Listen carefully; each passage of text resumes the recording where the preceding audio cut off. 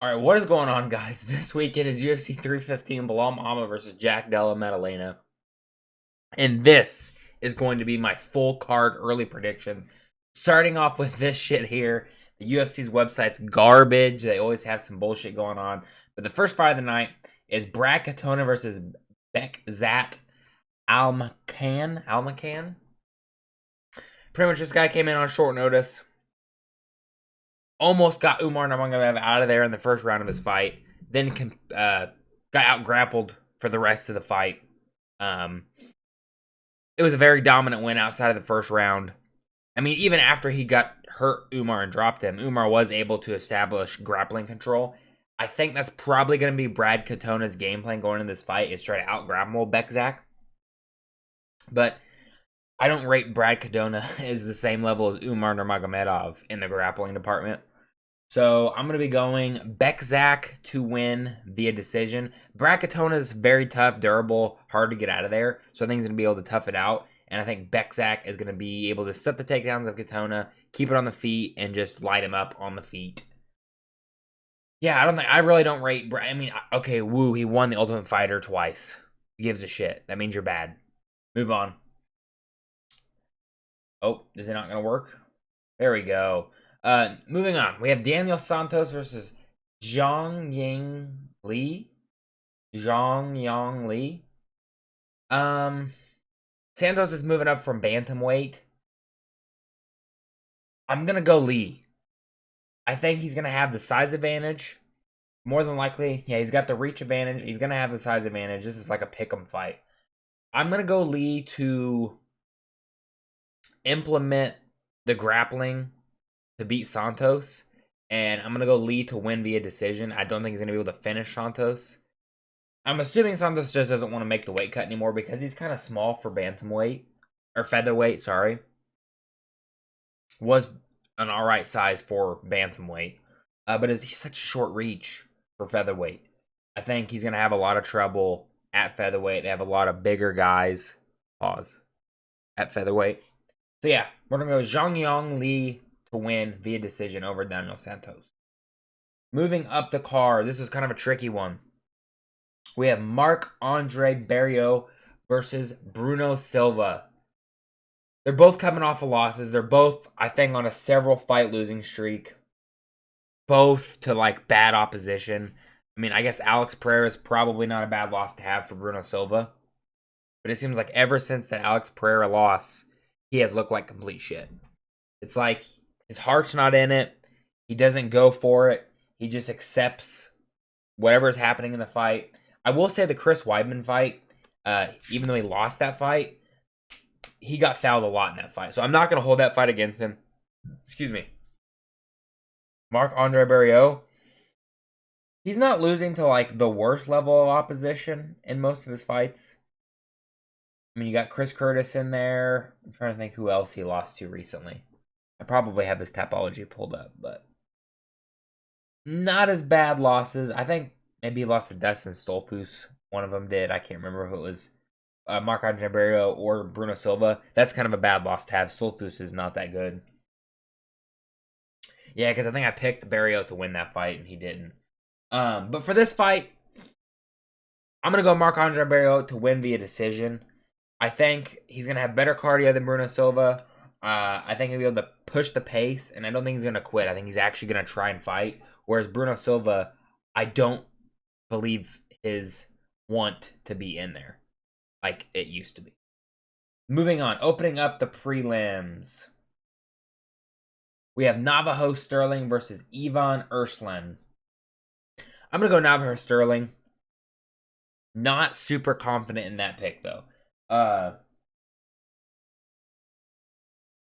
He's undefeated, and as you know, he only has 6 fights. Only 6 professional MMA fights. When you're undefeated, depending on who you are, you think you're unbeatable. You know, you're just going to walk through people. As we've learned recently, that's not the case. I think he's better than Ivan Erslan. I think he's going to be able to... I don't think... Not that Erslan's going to be, like, heavy grappling. I think even if he does, Sterling will be able to defend the takedowns. But I'm going to go Sterling via decision. The thing that kind of worries about me picking him is in his last fight. I don't remember the guy's name. Was it? It might have been. I can't remember if it was Turco Tucos or if it was Ozzy Diaz. I don't know. I don't remember who it was, but I know they were a bum. They were a scrub. I think it was the Tucos guy. He took him to a decision where he should have finished him.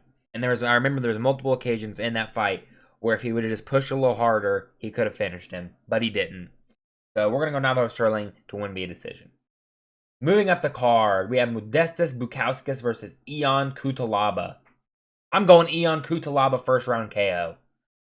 Ion Cutelaba is either gonna get the first round KO or get KO'd in the first round. Now I think his last couple of fights, or at least maybe his last fight, I think he won via decision. Might have been I can't remember if it was the last one, the last two. I think we got a more dialed in Ion Cutelaba. Still somewhat wild and crazy. He has a decent wrestling background that I think he could use to out wrestle Bukauskas. But I just see Cutelaba going out there and get the first round KO over Bukauskas, chopping the legs of Modestas Bukauskas, the one that Roundtree destroyed. So I think this will be a good fight in that light heavyweight division. Cannot wait to see the Hulk get in there and get the win. Moving up the card, an alright women's fight. We have Jessica Andrade versus Jasmine Jasvicius.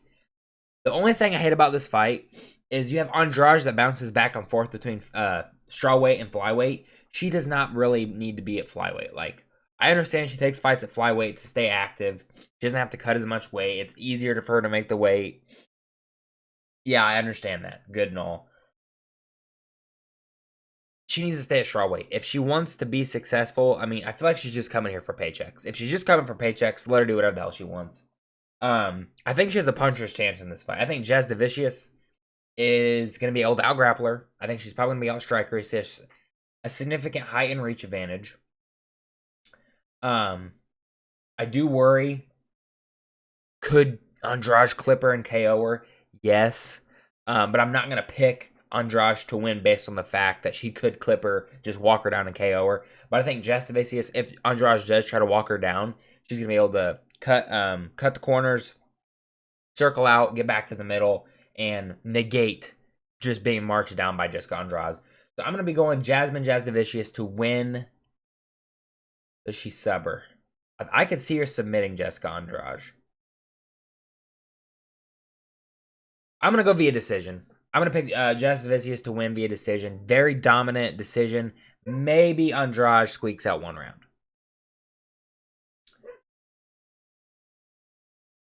Moving up the card, we have Mike Malott versus Charles Radke. Listen, I cannot pick Mike Malott after he got dog walked down by Neil Magny and finished. And out, this is a past his prime Neil Magny. I'm going to go on Charles Radke by decision. I think Malott is going to be a close competitive decision as well. I think Malott's going to be trying to implement his grappling in this fight against Radke, thinking that's going to be, how he's going to be able to win this fight. I do somewhat worry about the kicks from Malott. I think Malott probably has better kicks than Radke. But the power advantage, I'm definitely giving to Radke. Yeah, we're going to go Radke to win via very close competitive decision. Opening up the main card, we have Benoit Saint-Denis versus Kyle Freeploic. He's taking it on a week's notice. There's not much to say about this fight. He almost has a losing record. I'm going to go Benoit Saint-Denis. Before I was going to pick Joel Alvarez to demolish Benoit Saint-Denis. I'm going to go Benoit Saint-Denis first round KO, ground and pound KO over Kyle. The dude probably doesn't even deserve to get back into the UFC. Had a stint, lost some fights, taking this on short notice. So what's the minus 1,000 favorite for Benoit Saint-Denis? Could he get the upset? Yeah, he has a puncher's chance, but I doubt that's going to happen. We're going Benoit Saint-Denis. First round KO. Moving up the card. Alexa Grasso versus Natalia Silva. I'm going Natalia Silva to win via decision. I could see her submitting. Not submitting. I could see her finishing Grasso a ground and pound. But I think Grasso is good enough to not get finished. I'm going to be 100% honest. I think Grasso's championship run was 100% a fluke. I thought this when it happened. I thought, she was losing the fight, the first fight with Shevchenko. Shevchenko makes a mistake. Grasso capitalizes on it, takes her back, chokes her out. Then they do the rematch. Ends up being, was it a split draw? I think it was. I think it was a split draw. I thought Shevchenko clearly won that fight because of the shady judging. Then they go into the third fight. Shevchenko says, fuck this shit. I'm getting the W. Just completely dominates Alexa Grasso. Gets her down every round. Holds her down. Grasso has nothing to offer off of her back. So I think in this fight, I think Silva's better in the striking. I think she has better power. Grasso has good boxing. That's it. Like, I remember going into that fight, I'm like, there's no way Grasso's going to win. All she has, she's decent at boxing. That's it. And I think she has decent jiu-jitsu as well. But her takedowns really aren't there. It's more of like she capitalizes it when someone makes a mistake. I could see Silva finishing Grasso. I really could.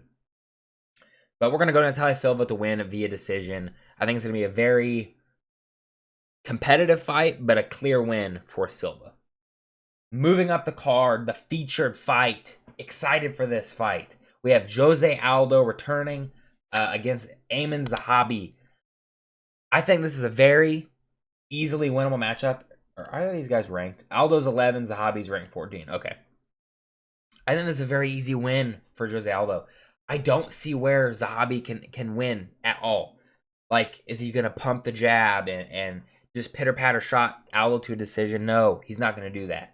Is he going to hold Jose Aldo up against the cage like what happened in his last fight against Mario Bautista? No, I don't think Aiemann Zahabi. I think if you did Mario Bautista, Aiemann Zahabi, I think he would get absolutely destroyed. They didn't do that, did they? Did they fight? I can't remember if they did. I don't think they did.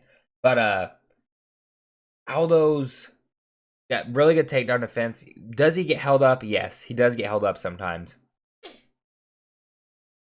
But I don't think the Aiemann Zahabi's grappling, unless he's improved drastically, I don't think his grappling is good enough to be able to hold Jose Aldo up against the cage or take him down. So I'm going to be going Jose Aldo to win via second or third round TKO to finish Aiemann Zahabi. And then after that, they need to give him a fun and exciting fight up the rankings.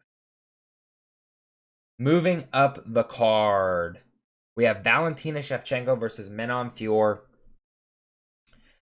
When this fight initially got announced, I was 100% picking Manon Fiorot, no question about it. As we've gotten closer, I'm starting to question it. As I went back and watched some of her older fights, they were more competitive than I initially thought. Where there were certain moments where I'm like, well, if Shevchenko's in there with her in that moment in time, where she was able to take advantage of it with a lesser skilled opponent, she's not going to be able to do that with Shevchenko.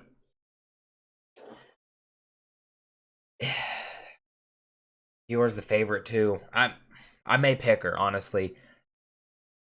I think Shevchenko has kind of plateaued and even maybe slightly be on the decline a little bit, where Fiorot is still learning and evolving. She only has 13 pro MMA fights.